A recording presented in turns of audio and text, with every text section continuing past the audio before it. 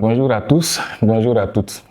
Je souhaiterais à nouveau me prononcer sur l'appel à boycotter les entreprises de téléphonie mobile en Côte d'Ivoire. Et je voudrais déjà souligner que, dans le fond, je ne suis pas contre le boycott. Mais j'ai un problème avec la manière utilisée. J'ai un problème avec la stratégie utilisée, le système utilisé. Voilà mon problème. Et au-delà, j'estime que nos priorités sont ailleurs. Si vous voulez, l'essentiel se trouve ailleurs.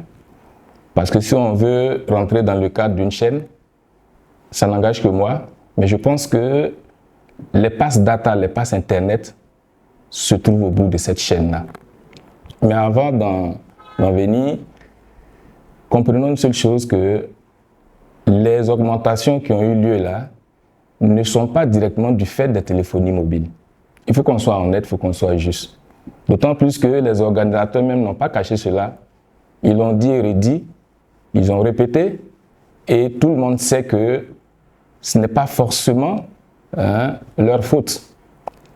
Il y a un régulateur qu'on appelle la RTCI, qui à la suite d'une décision a occasionné ces augmentations-là.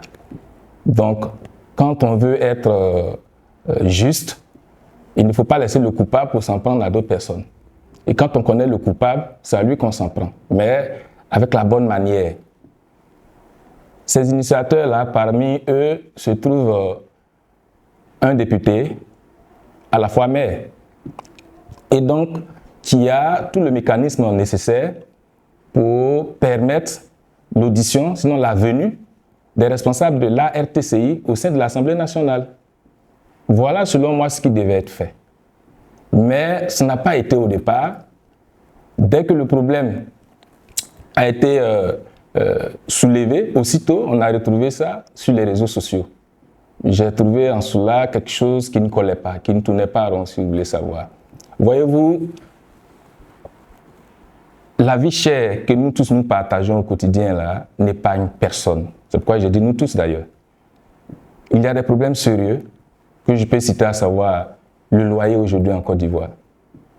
Le loyer en Côte d'Ivoire est énorme. Pour notre économie, pour ce que nous avons en commun, mon avis, si vous le voulez, vous l'avez déjà d'ailleurs, les loyers sont chers. Et ça, c'est un gros problème. Personne n'en parle. Bon.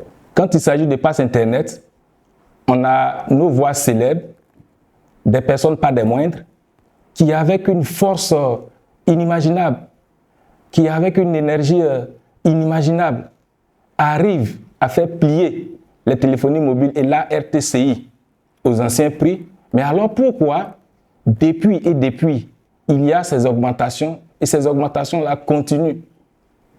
Et ces mêmes personnes-là n'utilisent pas cette même énergie pour résoudre ce problème. Est-ce que ces personnes-là sont parties prenantes de ces augmentations de loyers? En un point fini? Bon, laissons les loyers même de côté. Il y a le transport. Vous rentrez chez vous à la maison, le lendemain vous sortez, il y a augmentation. Ils le savent tous. Ils ont des véhicules, ou alors ils prennent les transports en commun, je ne sais pas. Dans tous les cas, que tu aies un véhicule ou alors que tu prennes un transport en commun, l'information ne va pas t'échapper.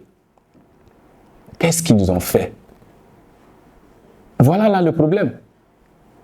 Il y a des gens qui ont besoin d'avoir les moyens pour se déplacer, pour justement aller chercher du travail, aller dans leur commerce. Mais vous vous retrouvez à ne même pas avoir 100 francs même pour prendre un taxi. Qu'est-ce qu'on dit de ça? Est-ce que c'est étrange? Est-ce que c'est nouveau? Est-ce que c'est caché? Mais aucune voix célèbre. Pas de force, pas d'énergie à l'égard de ces deux situations que je viens d'évoquer. Mieux encore, il y a dans le domaine de l'éducation le montant des scolarités dans le privé. Ça aussi, il faudrait qu'on en parle. Il y a aussi les soins médicaux. Il faudrait qu'on en parle. Je reviens toujours dans le domaine des loyers, si vous voulez, si c'est plus vaste, on va parler de l'immobilier. Il y a aujourd'hui à Abidjan ce phénomène-là qui est en train de tellement prendre de l'ampleur que ça risque d'être un danger après. Bon, danger surtout pour ceux qui n'ont pas des revenus qui pourraient leur permettre d'avoir une parcelle d'au moins 500 mètres carrés. prenez une parcelle de 500 mètres carrés à Cocody, à Yopougon, je ne sais où encore, surtout dans Abidjan, avec ACD. Si vous n'avez pas des millions, je dis bien des millions, pour moi, 1 million, 2 millions, ce n'est pas des forcément une griffe, mais 10, 15, 20, 50, 100, 300, même milliards. Et personne ne parle. Quand on parle de vie chère, moi je dis toujours que la source là, c'est l'immobilier. La source, c'est le fait que les gens qui veulent bien entreprendre, ou alors qui entreprennent même déjà, ne peuvent pas, même s'ils le voulaient, faire des prix assez raisonnables pour permettre à la masse populaire d'avoir accès à leurs produits. Pourquoi? Parce que je ne peux pas, moi, sortir des milliards, je ne peux pas sortir des millions pour acheter un 500 mètres carrés si je dois bâtir là-dessus des immeubles à but lucratif et venir faire mes loyers à 50 francs, ce n'est pas possible. Et le problème, c'est au départ parce que j'ai acheté le terrain très cher. Quand bien même que je n'ai pas acheté un terrain, que je dors dans une maison, donc c'est la location. Pour 3 pièces, on me demande de payer 300 000. Parce que j'ai une famille énorme. Que je n'ai pas une famille énorme et que j'ai même 2 personnes, c'est déjà beaucoup. Je dois payer 300 000, 200 000. Mais le salaire, il est combien? Quand j'ai fini de faire tout ça et que je suis commerçant, pensez-vous que je peux vendre l'aubergine à 50 francs au marché? Dans les marchés même, c'est encore un problème. Les taxes en un point fini. Il y a ces box-là que nos mamans ont. Semble-t-il, on loue, on achète, on ne sait pas c'est quoi concrètement, qu'est-ce qui se passe. Mais il y a de l'injustice aussi là-bas. Ces voix célèbres-là voient ça, mais pourquoi elles n'utilisent pas ces mêmes forces-là pour réagir? On peut bien me dire, mais il faut bien commencer à quelque part. Sauf qu'il y a eu trop de successions qui n'arrangent pas la population ivoirienne que vous avez laissé passer. Est-ce qu'il y a 2 poids, 2 mesures? Est-ce qu'on a des problèmes qu'on pourrait régler, donc on fait des tris? Non. Et je reviens à cette histoire de chaîne-là, qui est que la data, les passes Internet sont vraiment au bout. Parce que pour acheter un pass Internet, il faut avoir au moins un smartphone. Ou alors un ordinateur, si vous voulez un appareil pour l'utiliser. Nous sommes 28 millions d'habitants, je ne sais pas si je me trompe. Mais il y a 17 millions qui n'ont pas accès à l'Internet. Qu'est-ce qu'on fait de ces personnes-là? Donc, on mène un combat pour 12 millions de personnes qui ont accès à Internet. Ok, c'est bien, c'est pas mauvais. Mais les 17 personnes, je veux dire les 17 millions-là, on fait quoi de ces personnes-là? Doit-on lancer un appel à boycotter les fournisseurs d'ordinateurs, de smartphones ou je ne sais quoi que ce soit pour que ces personnes-là aient d'abord le matériel pour avoir accès à l'Internet? Ces 17 millions, on fait quoi de ces personnes? Il y a d'autres qui sont dans les villages, dans des campements, où il n'y a même pas d'électricité. Donc, quand on n'a pas d'électricité, on a accès à l'Internet comment? Voilà le cas de la CIE, qui a de manière régulière des actions qui quand même gênent la population. Des coupures à non point fini, ça peut être des erreurs techniques, oui, mais 3 répétitions. Vous avez des factures qui viennent souvent avec des surfacturations. Par moment, la CIE reconnaît. Par moment, elle ne reconnaît pas. Parce qu'il y a des petites astuces de manière subtile. On t'amène à payer ce que tu n'as pas consommé. Et ça n'en reste là. Si tu ne paies pas, on t'arrache l'électricité. Quand vous prenez votre facture de CIE, il y a, moi je lis tout le temps les taxes pour les ordures ménagères. Ailleurs, c'est 2600. À d'autres endroits, je ne sais pas c'est combien le prix que plusieurs payent. Sans pour autant que ces ordures-là soient ramassées par l'État. Mais des personnes privées. Qu'est-ce qu'on dit de ça? Si donc moi, dans la cité où j'habite, tout le temps, c'est de ma poche que sort de l'argent pour qu'on me ramasse les ordures par une entreprise privée. Ma facture arrive, c'est 10 000 j'ai consommé, mais on met 2 000, 2 600 ou 1 000 francs, je ne sais pas combien dessus, pour les taxes d'ordures ménagères. L'État n'a pas pris mes ordures, je n'ai pas donné mes ordures à l'État. Pourquoi est-ce que je dois être obligé de payer ça? Par contre, si je ne paye pas, on peut me retirer l'électricité. Voilà des faits pour lesquels on doit se lever dans la légalité et demander qu'il y ait réparation. Voilà le nœud du problème. Parce qu'avant d'utiliser l'Internet, il faut aussi que tu aies un toit où dormir. Il faudrait que tu puisses manger les denrées alimentaires, le riz, l'huile, citer le reste. Il y a augmentation tous les jours, toutes les secondes, toutes les minutes. À l'instant où je suis en train de vous parler, je pourrais quitter si rentrer dans une boutique, ce qui était le matin à 100 francs devient 125. Tout le monde sait, mais personne ne parle. Est-ce que ça, c'est normal? Voilà mon problème. Sinon, je ne suis pas contre le fait qu'on boycotte, je vais dire, les entreprises de téléphonie mobile parce que les augmentations abusives, on ne peut pas supporter ça. Mais je dis toujours, avant de lancer un appel à boycotter, il faudrait prendre le temps de mesurer les pour et les contre. Et dans cette histoire-là, c'est la RTCI et non les téléphonies mobiles. J'entends ça et là, ben, c'est cher en Côte d'Ivoire, chez eux, c'est moins cher. Mais vous voulez quoi? C'est chez eux, vous avez bien dit chez eux. Mais c'est chez eux. Donc la logique voudrait que ce qui vient de chez toi, que tu fasses ça moins cher, c'est la logique. Voilà. Mais qu'est-ce que vous vous attendez, nous les Ivoiriens, la population ivoirienne, qu'est-ce que nous on attend pour avoir en notre propre nom une compagnie de téléphonie mobile digne de la Côte d'Ivoire? Qu'est-ce que nous attendons? On peut lancer des boycotts, oui, mais on ne sait pas lancer des appels à la solidarité pour récolter des fonds pour aider nos génies, nos entrepreneurs qui ont de sérieux problèmes pour réaliser leurs projets, mais à la fois qui ont de sérieux projets, de très bons projets. On a eu Café Mobile ici qui a fermé, Ivoiris, je ne sais quoi d'autre. On pourrait parler de mauvaise gestion, je ne sais pas, mais dans tous les cas, ce sont des idées qu'on doit soutenir, aider, faire un appel à financement. On ne voit pas ces cadres-là, ces autorités, ces voix élevées-là, célèbres-là, se mettre dans ce genre de choses. Bon, on est contre ceux qui viennent, d'après vous, des étrangers. Parce que c'est des étrangers, c'est le nom que vous ne dites pas, c'est des entreprises étrangères. Ces entreprises-là viennent s'enrichir sur le dos des Ivoiriens. Mais c'est normal. Moi, je suis un entrepreneur, j'ai mon entreprise. C'est pour chercher quoi? Pour avoir de l'argent. Maintenant, si je suis sage et intelligent que j'ai eu cet argent, je réinvestis. Ça va servir à quelque chose pour aller, pas pour aller déposer en banque pour faire le matu-vu. C'est pas ça.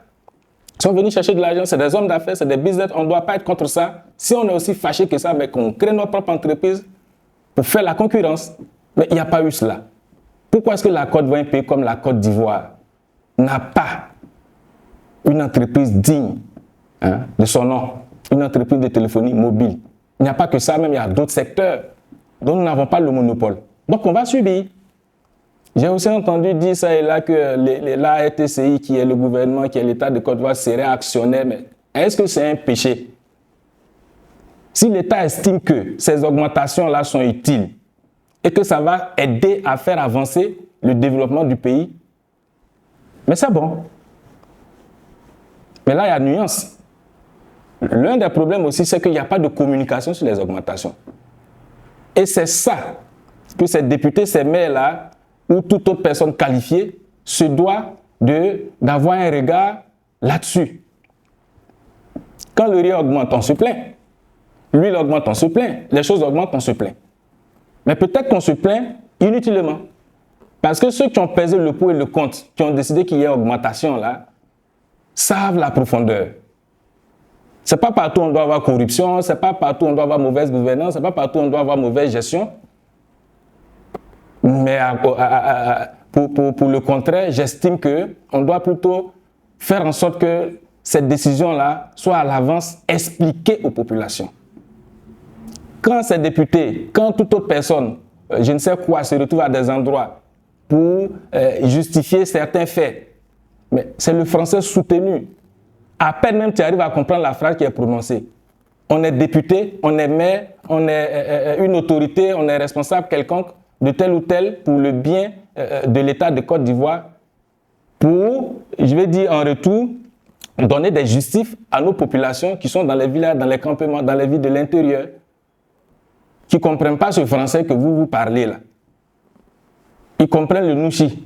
Donc très souvent, vos débats, tout ce que vous débattez comme sur l'actualité, les augmentations, tout ça, parlez de sorte à ce que la mémé qui a 90 ans là, comprenne ça.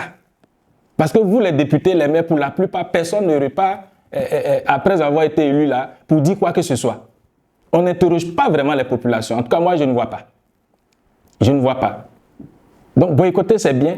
Mais il ne faudrait pas qu'on oublie aussi de lancer des appels, parce que même pour ça, j'ai vu sur les réseaux sociaux qu'il y aurait, bon, pas qu'il y aurait, j'ai vu, un appel à recueillir des fonds pour constituer une équipe pour aller réclamer des droits ou je ne sais quoi à cette téléphonie-là.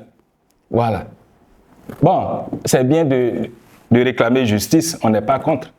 On peut aussi faire des appels à financement, recueillir des fonds, mettre à la disposition de l'État, de sorte à ce que ce soit bien géré et que les détenteurs de projets sérieux qui peuvent vraiment faire avancer la Côte d'Ivoire. De toute façon, tout projet est bon, mais je veux dire que les moutons, là, il y a des qualités. Ce n'est pas pour autant que tu n'es pas mouton.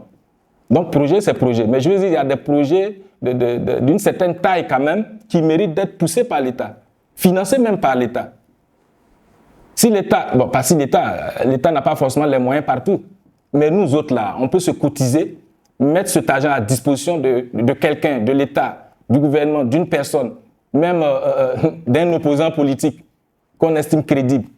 Écoutez, voilà ce fonds-là, donnez ça à tel ou tel pour vraiment réussir son projet. Ça peut se faire, mais on ne le fait pas. Au contraire, on est même jaloux du succès de nos frères. On est jaloux. On a eu la grève des détenteurs de points Orange Money ici. Ils ont voulu, pour pouvoir améliorer leur fin, je veux dire, faire face à leurs factures, que chacun paye 100 francs au retrait comme au dépôt. On les a boudés ici. On les a boudés. Bon, vous ne voulez pas que les étrangers viennent s'enrichir. Vous ne voulez pas non plus aider vos frères. Mais vous cherchez quoi? Qu'est-ce que vous cherchez?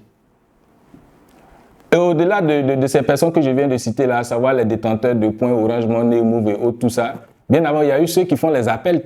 Ça dit, tu arrives, cabine appel.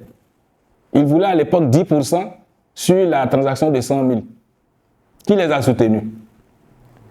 Ouais, c'est deux poids, deux mesures que moi je n'aime pas, que je ne supporte pas, en fait, c'est ce que j'essaie de dire. Je ne supporte pas. Il y a des faits réels, des faits concrets. Comment est-ce qu'aujourd'hui à Abidjan, on peut se retrouver avec un simple studio à 150 000, 200 000? On va te dire c'est standing. Mais c'est quoi qui est le standing? Si tu dis c'est standing, je rentre dedans, que je mets la boue partout, c'est standing encore?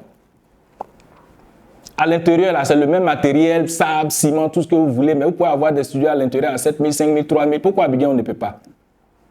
Bon, on va te dire quoi? L'offre et la demande. Ok, l'offre et la demande. Mais qui a provoqué cette concentration? Parce que tout est concentré à Abidjan. Donc, du coup, tout le monde veut venir à Abidjan. On a l'impression que c'est Abidjan qui est la Côte d'Ivoire. Donc, les gens se déplacent massivement. Et donc, il n'y a plus de place. Tout naturellement, les choses vont flamber. Ok, mais qu'est-ce qu'on fait pour empêcher ça? La décentralisation, ça se trouve où? Mes chers députés, nos maires, nos voix autorisées, la décentralisation, ça se trouve où actuellement? Ça se trouve où? Parce que s'il n'y a pas de sérieuse décentralisation, aujourd'hui, Abidjan compte plus de 3 millions, je ne sais pas combien de millions d'habitants, mais dans 2 ans, 5 ans, on peut se retrouver à 10 millions. On fera comment? Ce qui est 150 000, tous ces chers là, c'est ce qu'on va demander après parce que ça va passer à 500 000 le studio. Voilà des problèmes comme ça que vous devez charger sur votre tête, que vous devez injecter dedans votre énergie et on va vous soutenir pour ça. À mon niveau, c'est que je fais ce que je peux, mais seul, ça peut aller où? Si vous voulez seul, il n'y a pas cette rapidité-là. Seul, ça va traîner. Passe Internet 500. On applaudit ça, ok. Tout le monde n'a pas 500. Tout le monde n'a pas 300 non plus. Tout le monde n'a pas 200. Tout le monde n'a pas 100 francs. Donc, il y aura toujours des gens qui n'auront pas les moyens. Donc, vous allez lancer des appels à boycotter pour que ça devienne cadeau maintenant. C'est aussi là l'éducation, les bonnes consciences. Parce qu'après, l'Ivoirien aussi aime trop la facilité. Voilà aussi un de nos problèmes. On veut tout cadeau, tout gratuit. On ne veut rien dépenser, on ne veut rien payer. C'est être médiocre. Il faut accepter souvent de payer. Mais aussi, il faudrait que ceux qui t'imposent l'augmentation justifient cela. Parce que tu es un être humain, tu peux comprendre. Mais souvent, on n'a pas de compréhension. Je parle de loyer. Ça peut être réduit, peut-être qu'il y a une virgule que je ne maîtrise pas. Donc, je dis n'importe quoi. Ça peut être le cas, mais parce qu'on ne m'a pas expliqué la chose. Et comme moi, c'est des milliers de personnes qui n'ont aucune connaissance de ce qui se passe. Quand on augmente le riz, quand on augmente l'huile, quand on augmente l'achat des terrains, quand on augmente les transports, peut-être que c'est justifié, peut-être. Mais on n'a aucune information. Qu'est-ce qui fait qu'on augmente? Ce n'est pas dit dans un français, si vous voulez, dans un langage très facile. On dit en tant qu'Ivoirien en français facile. Ce sont des académiciens. On va aller où avec tout ça? Donc retenez que moi je ne suis pas contre les boycotts. Je dis juste qu'on doit pouvoir faire les choses de manière utile. Aujourd'hui, on a notre honorable député maire qui a lancé l'appel à boycotter. Dans le fond, je le dis, ce n'est pas mauvais. Mais attention, ça peut motiver d'autres personnes à se lever à chaque fois pour un rien, à lancer des appels à boycott. Qu'est-ce qu'on dira? Si ce n'était pas un député, si ce n'était pas un maire, que c'était un simple citoyen qui avait fait ça, qu'est-ce que la loi prévoit? Est-ce qu'on a aussi pensé à ça? Parce qu'il ne faudrait pas que demain, de simples citoyens se lèvent aussi pour lancer ce type d'appel à boycott et puis on va les arrêter. Et si c'est fait, vous n'aurez pas ces mêmes députés-là à aller les défendre. Donc, quand il y a un cadre réglementaire, un pays qui est organisé, qui est ordonné, qu'il y a des mécanismes pour faire les revendications, qu'on respecte ces mécanismes-là. Très souvent, on est impatient. On marche à gauche, on marche à droite, on bouge ici, on crie là, ça et là. On dit quoi? C'est notre droit. Oui, faisons que du bruit pour réclamer nos droits. Sauf que depuis des décennies, ça n'a jamais donné de bons résultats. Mais qu'on change de méthode. Il y a les élections présidentielles qui arrivent, les régionales, je ne sais quoi encore, municipales. Mais quand vous n'êtes pas d'accord pour un fait, ça doit vous encourager à mieux vous organiser, coûte que coûte, un jour ou l'autre, à prendre la place de ceux qui décident, par la manière légale, et puis appliquer ce que vous voulez, c'est aussi simple que ça. Parce que si on veut chaque fois prendre des raccourcis, on ne va pas s'en sortir dans ce pays-là. Conclusion, je souhaiterais tout simplement que ces autorités qui acceptent ces augmentations-là, qui prennent ces décisions-là, à l'avance, que ces mêmes autorités-là informent les populations dans les moindres détails. Envoyez vos députés, envoyez vos maires dans les villages, dans les campements pour expliquer pourquoi il y a augmentation. Parce que tant que la compréhension ne passe pas, il y aura problème. Or, dans le fond, ça peut être justifié. Je vous ai parlé des taxes d'ordures ménagères qu'on nous prélève comme ça. Ça peut être justifié. Peut-être il y a une virgule qui manque, que je n'ai pas compris, qui explique cela. Mais par manque d'information, vous me rendez peut-être ridicule. C'est la faute à qui? C'est la faute à qui? Qu'il n'y ait pas deux poids, deux mesures. Quand vous savez boycotter les passes Internet, ayez cette force aussi pour demander aux gens de ne pas manger parce qu'il y a augmentation dans le domaine des denrées alimentaires. Ayez cette même force-là pour dire aux gens de ne pas se déplacer parce qu'il y a augmentation tout le temps dans les transports. Ayez cette force-là pour dire aux gens de ne pas aller se soigner parce qu'il y a augmentation aussi dans le domaine de la santé.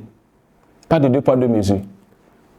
Parce que vous avez demandé à ce qu'on n'utilise pas les passes, à ce qu'on ferme nos téléphones, à ce qu'on fasse ci. OK. Mais les autres.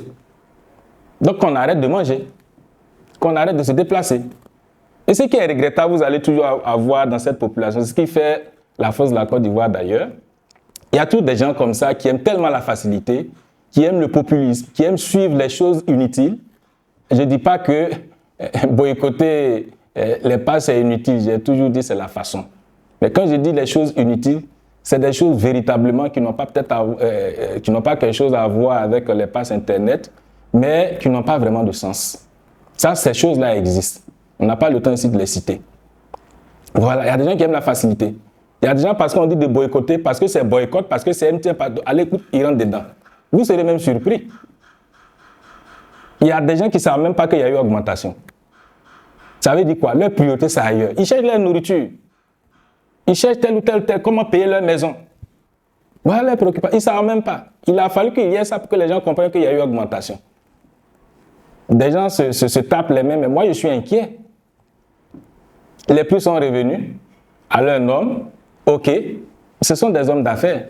Ils ont la technologie. D'une manière ou d'une autre, je ne les encourage pas d'ailleurs à faire ça, mais ça pourrait être le cas. Il faut qu'on se dise la vérité. Vous avez refusé qu'il y ait tel fait, ils vont mettre ça à quelque part. Ils vont reprendre ça à quelque part. Et cette fois-ci, vous n'allez rien voir dedans.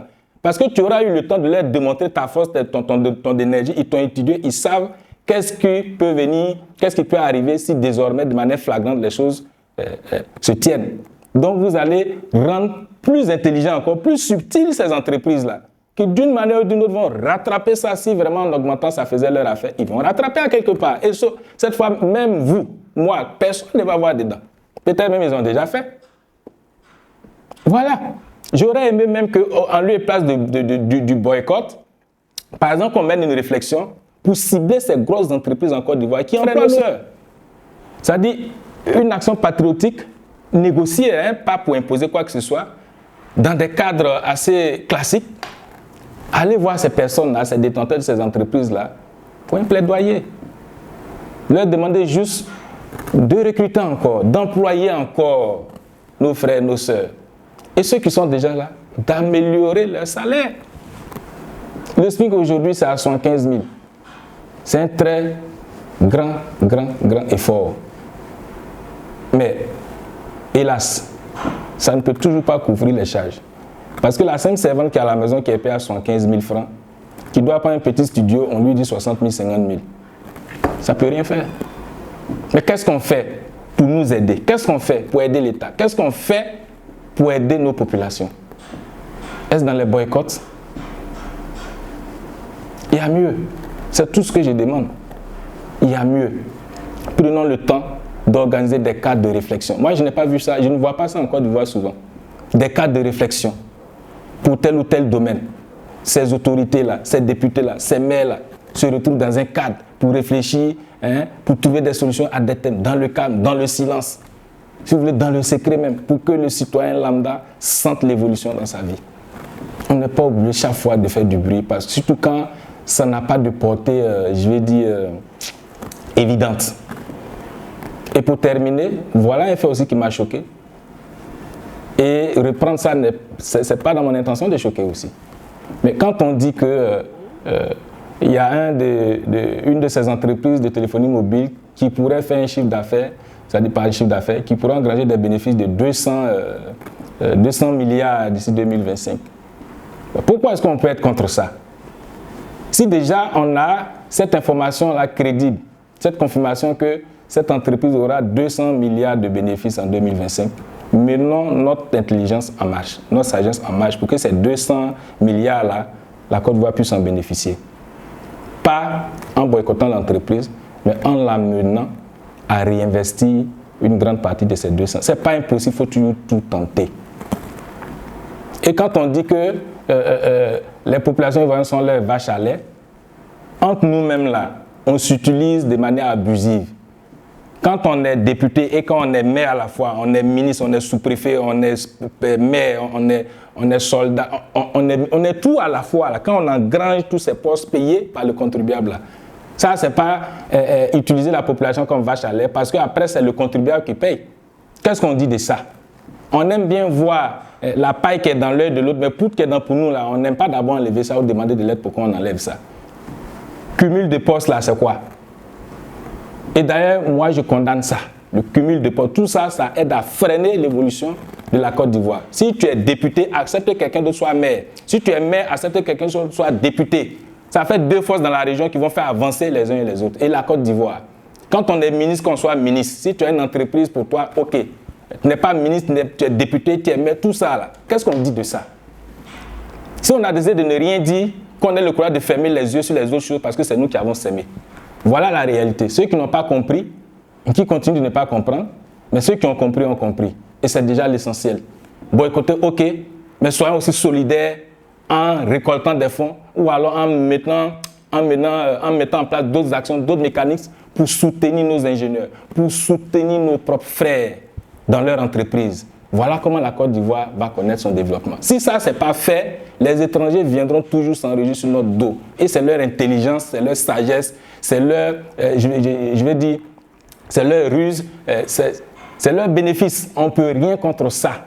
Si on veut renverser la tendance, ce qu'ils ont, créons pour nous, menons-leur la concurrence. Et c'est tout, c'est aussi simple que ça. Parce qu'à chasser le naturel, il revient toujours au galop. Dans 2 ans, dans 3 ans, dans 5 ans, qui garantit qu'il n'y aura pas ces mêmes augmentations? Et quand il y a augmentation en Côte d'Ivoire, les salaires ne suivent pas aussi comme on le voudrait. Mais parce que l'État n'en a pas les moyens. Conclusion, chers membres du gouvernement, chers députés, toute autre autorité, menons des actions d'information, de sensibilisation, d'explication réelle pour ne pas que les Ivoiriens fassent de mauvaises interprétations au risque même de se créer des problèmes. Communiquons, expliquons, ne cachons rien aux Ivoiriens. Si on doit augmenter quelque chose de 1000 francs, d'1 million, que c'est bien expliqué, que ça va dans l'intérêt des Ivoiriens. Au lieu d'1 million qu'on veut, de 1000 francs qu'on veut, des taxes de 200, 300 qu'on veut, l'Ivoirien est capable de te donner 3 fois le prix. S'il y a la bonne explication. Mais il n'y a pas d'explication. Rien du tout. Et quand les seules fois où on veut expliquer, c'est de gros Français en emploi infini. Ils sont combien qui comprennent ça? N'oublions pas qu'on s'adresse à la grande population qui n'a pas forcément l'intellectualité que l'autre partie. Ah, voilà un peu ce que je voulais partager avec vous. Boycottons, ok, mais n'oublions pas nos frères. Il faut qu'on soit solidaires. Il faut qu'on lève des fonds pour aider ces entreprises-là. Il faut que l'État réfléchisse à cela. Il faut que nous-mêmes, nos députés, mènent. Donc l'appel que je lance, chers députés, vous avez été élus pour défendre aussi les populations et leur expliquer des choses. Mais l'essentiel, n'oubliez pas de charger avec énergie, avec force, ces points que j'ai cités, à savoir le loyer en Côte d'Ivoire qui est insupportable, les prix des terrains qui sont insupportables, le coût des soins sanitaires qui sont également insupportables, les factures CIE qui sont aussi chères, vous voyez, la liste elle est longue, les transports qui sont chers, nos denrées alimentaires également chères. Prenez cette même énergie, cette même force, débattez de cela à l'Assemblée nationale. Allez là où il le faut. Dans le silence aussi, parce que le silence souvent ça paye. Avec le mécanisme adéquat et trouver une solution à ça très rapidement pour le bonheur des populations. Parce que 10 personnes avec 10 milliards peuvent pas faire l'affaire de 28 millions de personnes. Je parle là de développement. Si on est 28 millions, peut-être qu'il y a au moins 10 millions, 15 millions de personnes qui ont aussi quelques moyens. C'est en cela que la Côte d'Ivoire connaîtra son développement. Les gens meurent de faim. Les gens meurent parce qu'ils n'ont pas les moyens pour se soigner. Les gens meurent parce qu'ils n'ont pas eu de transport pour aller à l'hôpital. Ils restent chez eux à la maison, ils meurent. Voilà des vrais cas réels. Prenez ça avec force aussi. Prenez ça avec force. C'est ce que je vous demande et je vous invite à vraiment jeter un regard, sinon lancer une oreille attentive. Voilà, j'en ai fini. J'espère que mon message est passé et que la population ivoirienne comprenne qu'il faut qu'on fasse des sacrifices pour certains cas. Mais cette même population doit comprendre qu'on se doit de se mettre ensemble pour demander qu'on nous explique les choses en profondeur pour que nous aussi, à notre tour, on arrive à faire les bons choix, à soutenir certaines actions. Parce que tout n'est pas mauvais. Seulement que tout n'est pas expliqué. Chers députés, sortez cette même énergie et faites avancer cette situation-là pour que la vie chère en Côte d'Ivoire baisse. Merci.